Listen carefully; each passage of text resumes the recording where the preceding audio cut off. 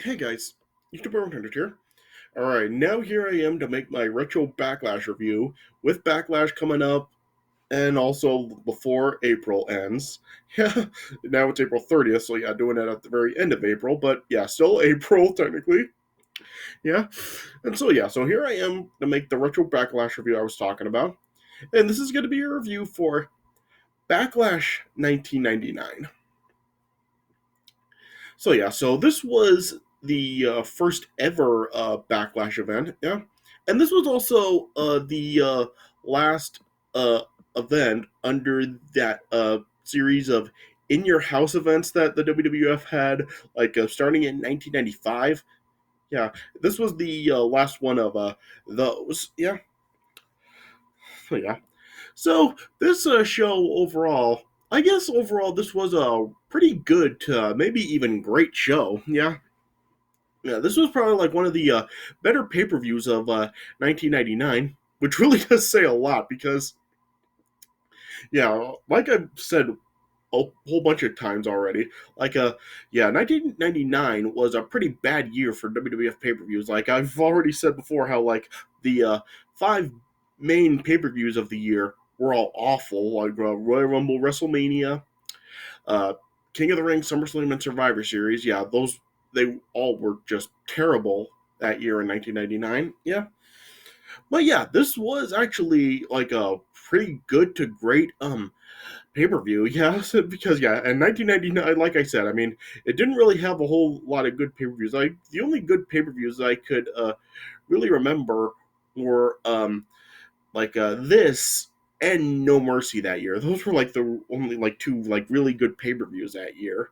Yeah, yeah. So yeah, this really was like a pretty good to great pay per view. Like I said, though I really do think that it is mainly due to the last three matches on the show that really do make the show great. Yeah. Yeah, I mean everything else is really just kind of like okay, and yeah, there is like one like really bad match on the show, but yeah, the rest of the show overall like was like okay, but yeah, like I said, I really do think it is like the last three matches that really do make this like a really good to great show. Yeah. So yeah, so it really is like a kind of funny how like in both the 1999 and 2000, like a WrestleMania was just like a really bad event, but Backlash like just totally like blew it away. Like in both 1999 and 2000, like I've talked before how like how great Backlash 2000 was. Yeah.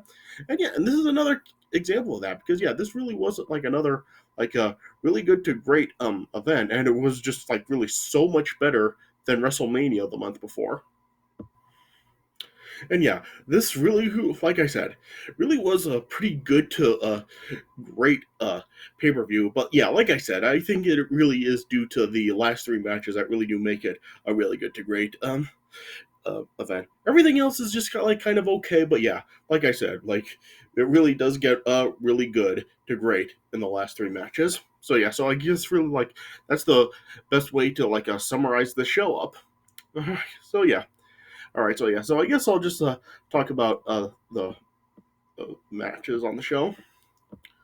All right. So the first match of the show was a six-man tag match. It was the Brood, Gangrel, Edge, and Christian versus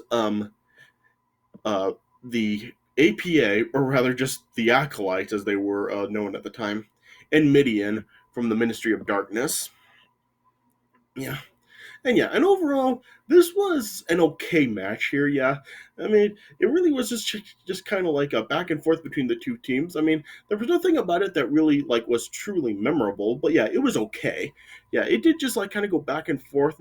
Not really anything that memorable about it, but yeah, there were like a couple of cool spots, such as like the high flying spots. Like there was like this one point where Edge was like on the turnbuckle and uh did a spear on Midian, I think it was. Yeah. Then there was like a point where like I think like Christian like dove onto, I think it was Bradshaw, yeah.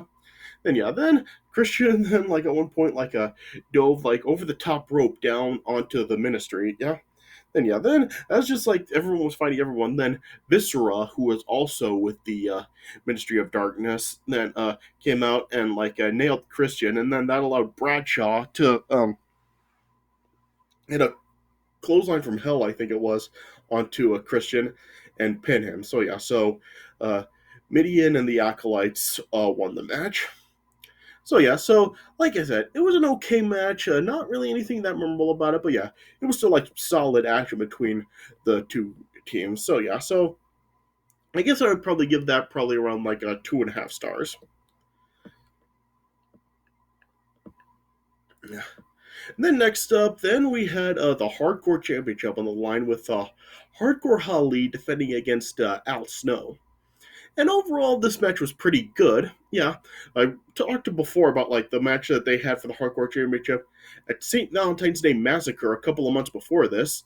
And yeah, and that was a good match. And yeah, this also was a pretty good. I think I probably did like this one a little bit more. Yeah, this really was like a pretty entertaining match. Yeah, like there was like a lot of weapon use in the match. Like it was like pretty brutal stuff. One like early on, like Al Snow got busted open like very early into the match. Then at one point, like Hardcore Holly nailed Al Snow with a water jug. Then Al Snow then was using a hockey stick on Hardcore Holly, kind of like used it as like a martial arts weapon. Yeah, but yeah, and there was just like a whole bunch of like a weapon use in the match. Then it kind of was spilled, like they fought like through the crowd, and then it just like went around like to the outside of the ring. Yeah, then it spilled to the backstage area where they were just like using more weapons on each other. Like it was some pretty brutal stuff. Like they really just like were going all out, like hardcore. Or yeah, then it eventually then spilled out to the parking lot where they were like uh just like fighting like amongst like dumpsters and onto some cars and stuff. And yeah, this was kind of like falling into like kind of like what I was talking about before, like how like the WWF really was kind of like taking the false count anywhere rule for hardcore matches like a little bit too literally. Yeah, but it really wasn't done in this match to the extent it was like in their match like at St. Valentine's Day Massacre and the match between Al Snow and the Big Boss Man at SummerSlam that I talked about. Yeah, they didn't really do it to that extent. So yeah, but yeah, it did kind of like spill to the outside of the building. Like they were like fighting in like the production truck, and then like they were like falling onto like the top of some cars. Yeah, and then yeah, then it eventually then got back into the building, and then they eventually fought back into the ring. And yeah, there was just like some more weapon use. Like I think there was like a some like there was like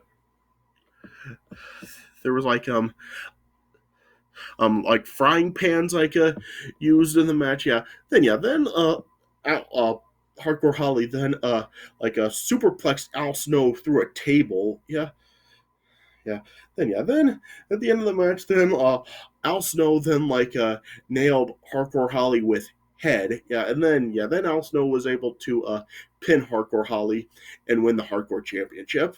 So like I said, this match was a pretty good match, and yeah, like I said, I do think that I did like this match a little bit more than their match at St. Valentine's Day Massacre.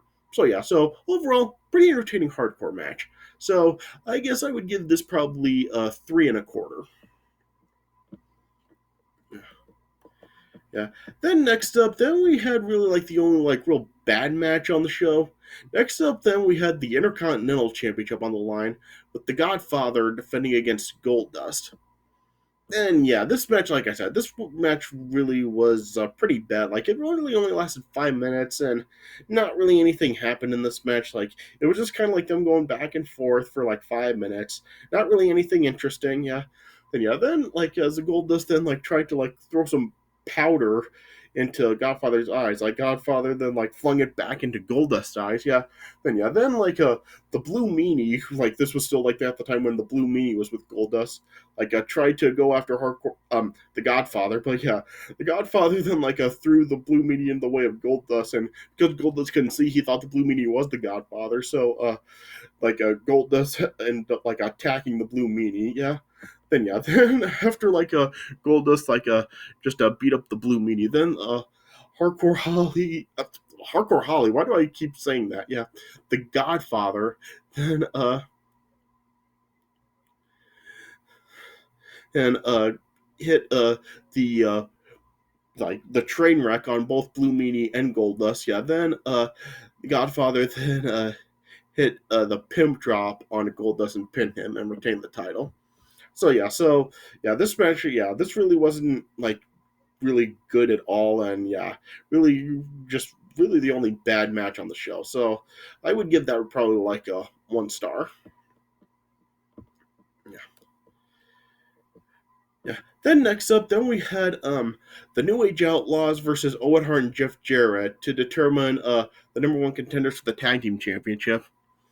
And yeah, this match really was just like kind of there. I mean, there wasn't really anything that memorable about it. I mean, it was a solid match, but yeah, not really anything memorable at all. But of course, like this match, like having Owen Hart, this also did like mark up Owen Hart's last pay per view match because of course, like this was just a month before the tragedy that occurred 1 month later in Owen Hart's death at Over the Edge. So yeah, so I guess like this match does like have that distinction being Owen Hart's final match on pay per view before his death.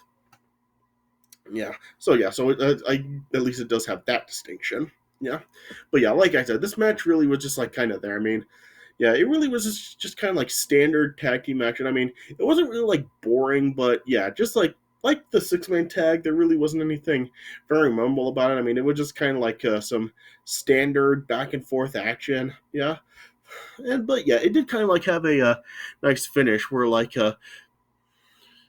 Owen Hart like had the sharpshooter on Road Dogg, and Jeff Jarrett had the figure four on Billy Gunn. But before Jeff Jarrett could actually lock it in, Billy Gunn was able to break out and throw Jeff Jarrett out of the ring, and then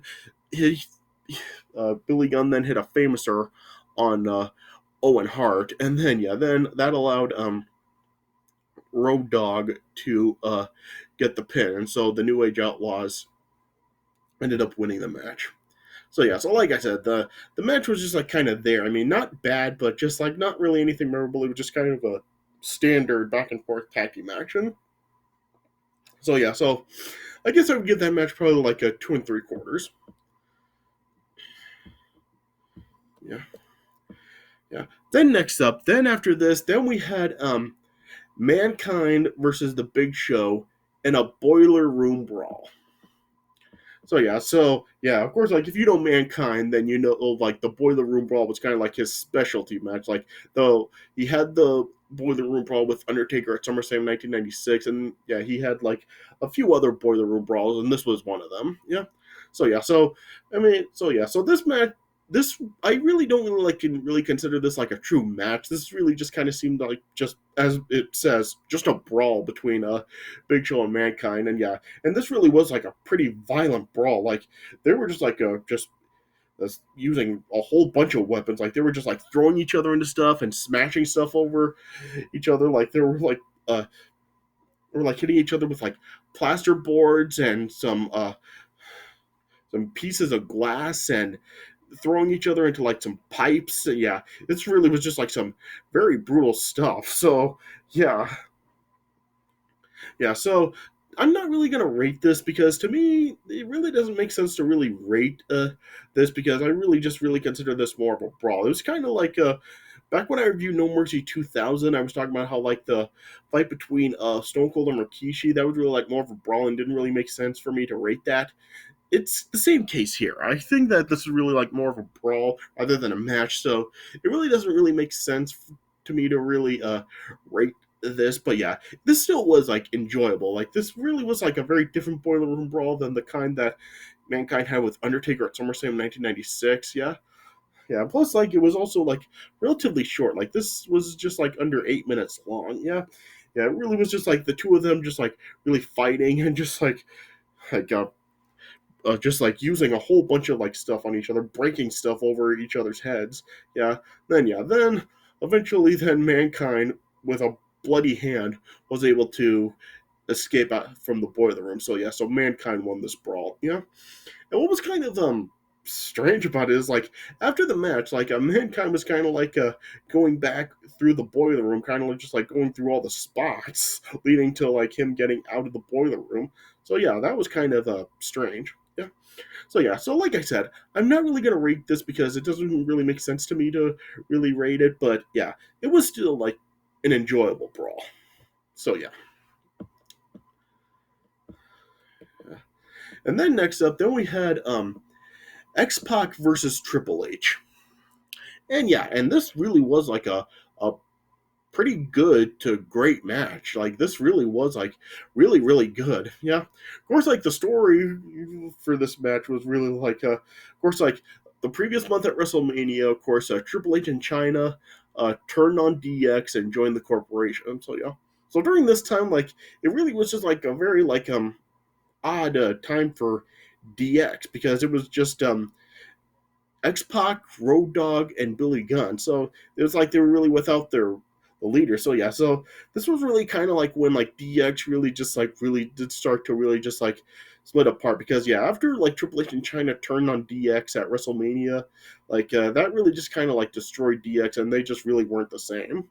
So yeah, so DX really was just kind of like in an odd position during this time.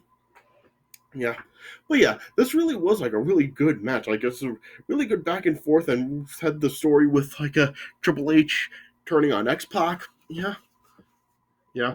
In this match, Triple H really was like a targeting X-Pac's injured neck in this match. Yeah, there were times where like a China was like distracting X-Pac, and like as the referee was distracted, China would get involved into the match. Yeah. Yeah, then like I said, like throughout the match, like Triple H really was just like targeting X Pac's neck. Heck yeah. But then yeah, then X Pac then like was battling back like with like a sleeper hold and some other like fast moves onto Triple H kind of like trying to outquick him. Yeah. Yeah, then X Pac almost won after a tornado DDT from the top rope, but yeah, Triple H was able to get out of the ring. But yeah, then X Pac went for a baseball slide, but accidentally hit the referee.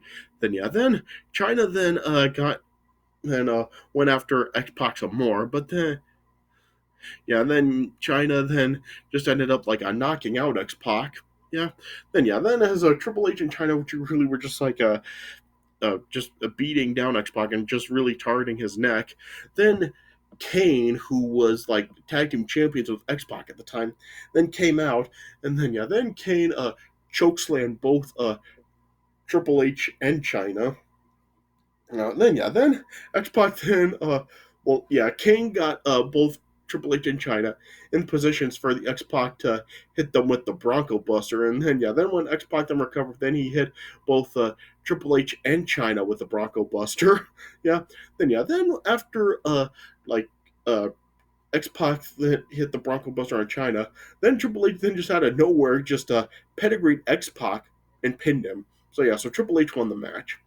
So yeah, so it was really kind of like an abrupt end, and yeah, Triple H winning. I mean, was this really the correct move to go? I mean, especially like after he had like turned on X Pac the previous month. I mean, wouldn't this have been like a nice time for X Pac to actually get revenge for that? But yeah, they just went the route of Triple H winning. So yeah, so I guess you could really make the argument that this was really like the time when Triple H really was really like starting to really bury people and really just become the just the guy that he has been known to be to just bury all the talent.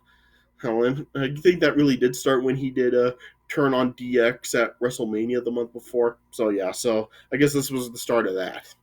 Yeah, But yeah, this match still was like a really good to a great. I know I really didn't go really in depth about it, but yeah, this really was like a really great match. Like if you haven't seen this match before, you should really give it a watch because yeah, it was like a really entertaining match.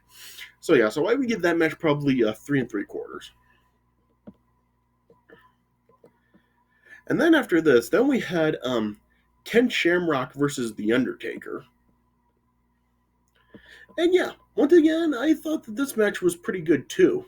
I mean, yeah, this really was like kind of like this really did kind of seem like the matches that Undertaker had with Kurt Angle because how Ken Shamrock was really like more of like the submission like fighting kind of styles in the match. Undertaker also did kind of like have the just the really like a big dominant and guy in the match. Yeah. So yeah, and this really was like a pretty entertaining match. Like whenever like Undertaker really would like get on offense, like Ken Shamrock would like get Undertaker in submission holds. Like he like had Undertaker in a leg lock and had him in an arm bar and an ankle lock. Yeah, Ken Shamrock was just like using like a whole bunch of different submission moves on Undertaker in the match. Yeah, yeah. Then at one point Undertaker then like had Ken Shamrock in a bow and arrow the whole yeah then as Undertaker then like was trying to perform a standing leg drop uh Ken Shamrock rolled it into a submission hold then as Ken Shamrock then like had his ankle lock on Undertaker. Then like a Bradshaw came down to the ring holding a baseball bat.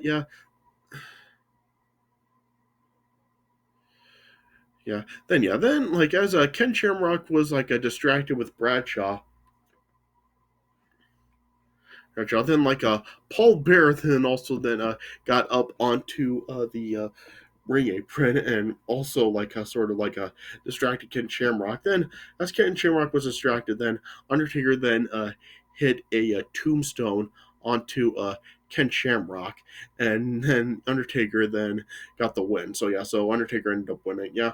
Then after the match, then Undertaker pretty much just had like Bradshaw just finishing Ken Shamrock off, like licking him with a baseball bat and then just choking him out.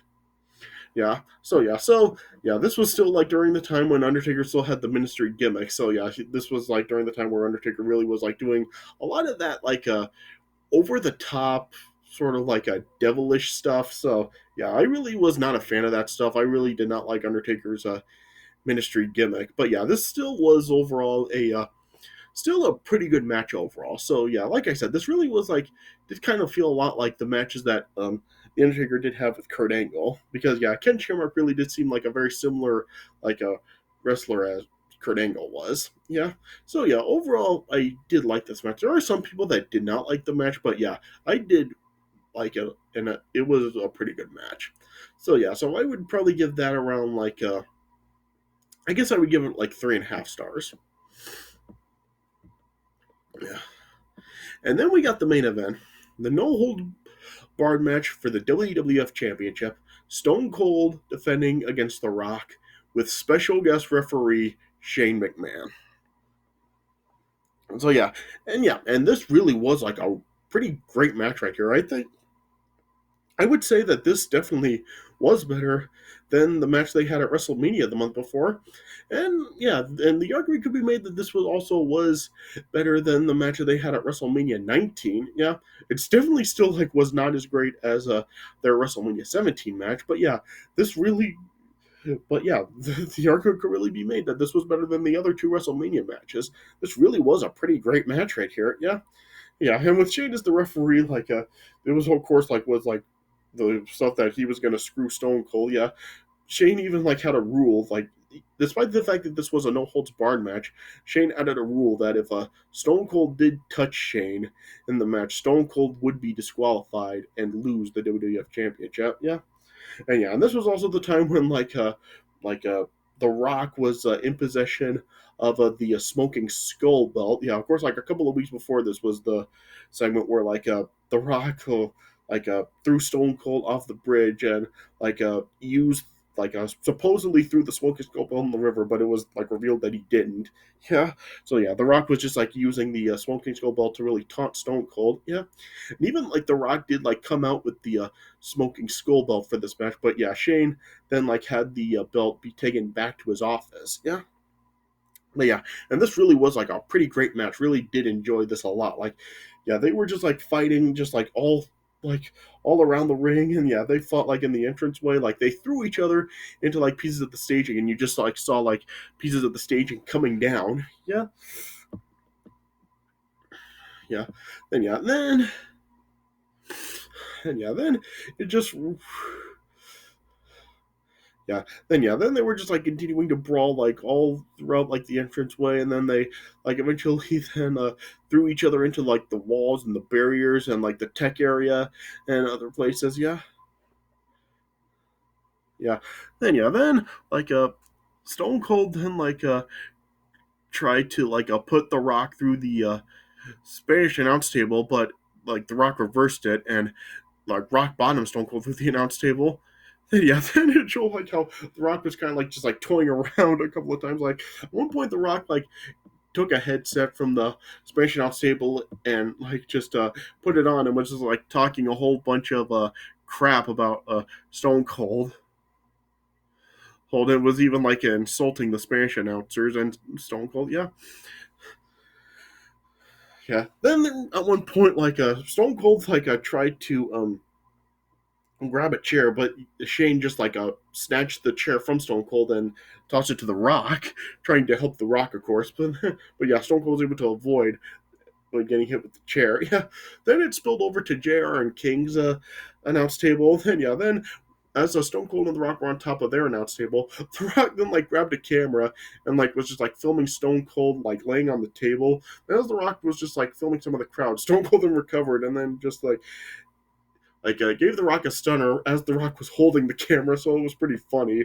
Yeah, you even saw Stone Cold flipping the bird to the camera, and The Rock with the stunner. So I thought that was pretty funny. Yeah, yeah. Then as they got back into the ring, then Shane then grabbed the WWF title and then was preparing to hit Stone Cold with the title, but Stone Cold ducked and Shane accidentally hit The Rock. Yeah, then as Stone Cold covered The Rock, then Shane was starting to make the count, but he did not make the 3 count and then just gave Stone Cold the middle finger. And then Shane then was attempting to run. But then, yeah, then Vince McMahon then came out with the Smoking Skull belt along with Earl Hebner. Yeah. Then Vince then just knocked Shane out with the Smoking Skull belt, then sent Earl Hebner into the ring to officiate the rest of the match. Yeah. Yeah. Then, yeah, then. And yeah, then then Stone Cold. Then The Rock then tried to hit Stone Cold with the title belt, but yeah, Stone Cold was able to avoid it. Then yeah, then Stone Cold nailed The Rock with the stunner, then hit The Rock with the WWF title. And then yeah, then Stone Cold then pinned The Rock and retained the WWF Championship. Yeah, yeah, and then yeah, then during Stone Cold's uh, victory celebration, then Vince also then gave the Smoking Skull belt back to Stone Cold. Well, so yeah, so we saw Stone Cold holding up both the traditional WWF Championship and his Smoking Skull belt. Yeah, and then yeah, then of course there was the segment during Stone Cold's victory celebration, it showed Stephanie in the parking lot waiting for Vince in a limo.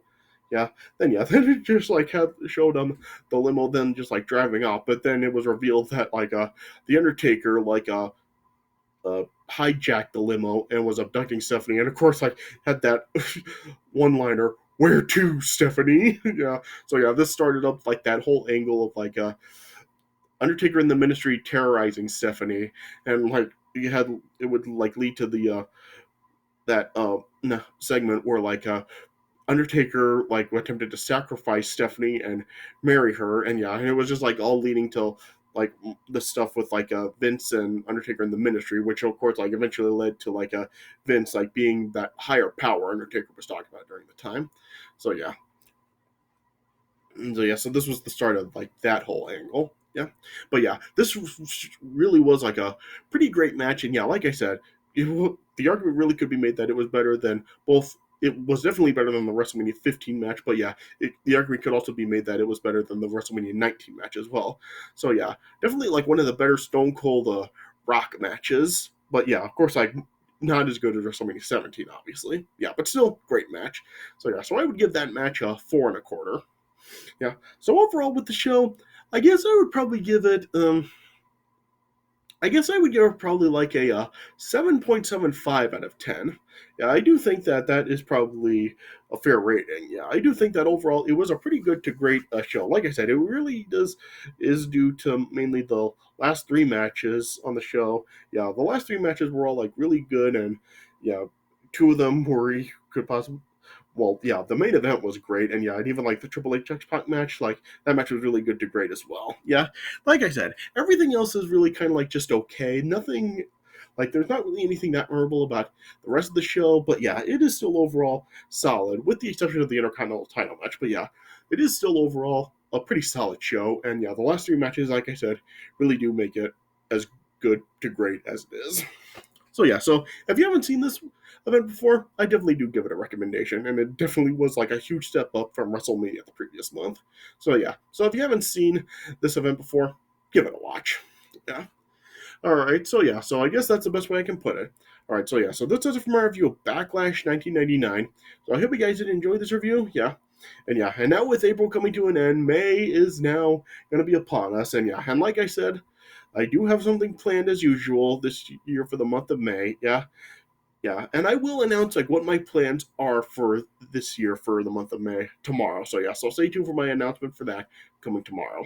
All right, but I hope you guys did enjoy this review. So thanks for watching, and I'll see you guys later.